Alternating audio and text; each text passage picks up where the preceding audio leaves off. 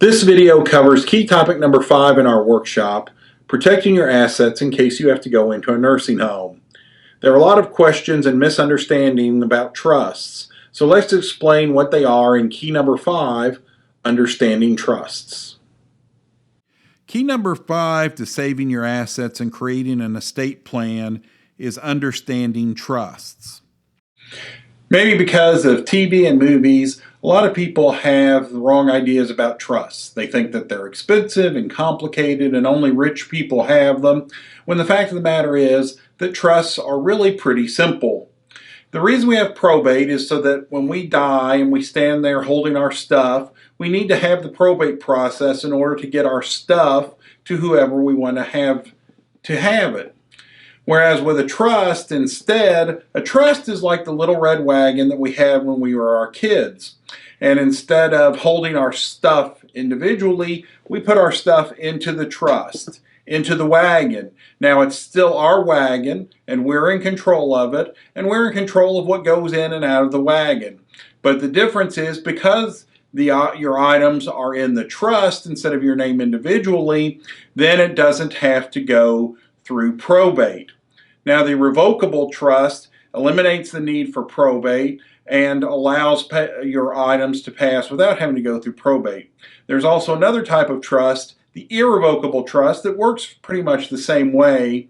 The only difference being that whenever you put an item into the irrevocable trust, then you lose the ability to ever take the principal value of that item out and spend it on yourself. Now, the revocable living trust, it allows you to avoid probate, which can be particularly important if you have property in multiple states.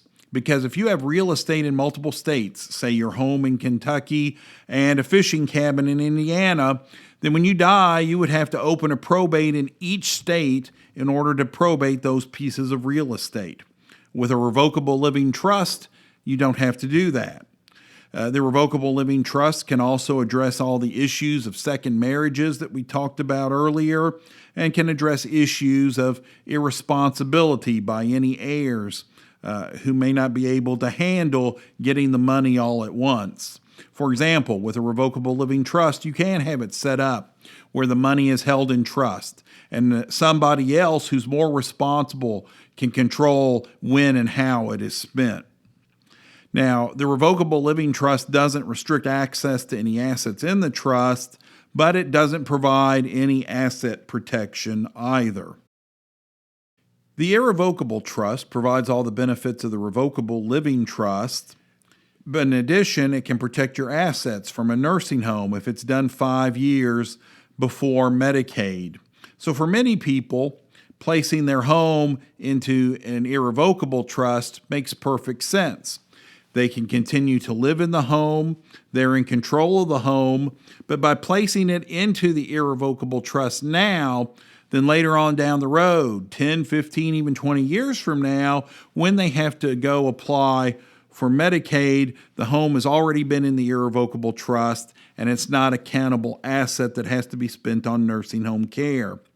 In addition, the irrevocable trust protects assets from lawsuits immediately. So it can be a great choice for business owners or people with rental property to place their home into an irrevocable trust in order to protect it against any type of a lawsuit. The irrevocable trust also does allow for the change of the asset. So many people ask, well, if I put my home in the irrevocable trust, what happens if I want to buy another house? And the answer is that's fine. All you have to do when you buy the new house is use the money from the sale of the prior house, have the new home titled in the name of the irrevocable trust as well, and your protection goes back to the date that you initially established the irrevocable trust. Now, the irrevocable trust does restrict your access to the assets that you place into the trust. But for many people who would only place their home into the irrevocable trust, that is really not a problem, because all the irrevocable trust does is says you can't access the principal value of what you've placed into the trust and spend the money directly on yourself. And since most people don't ever plan on selling their home, taking the cash, and running off to Vegas with it, they're really not giving up anything by putting their house into the irrevocable trust. But in exchange for putting it into the irrevocable trust, they do get the asset protection that can be so valuable to protecting their home in case they ever have to go apply for Medicaid.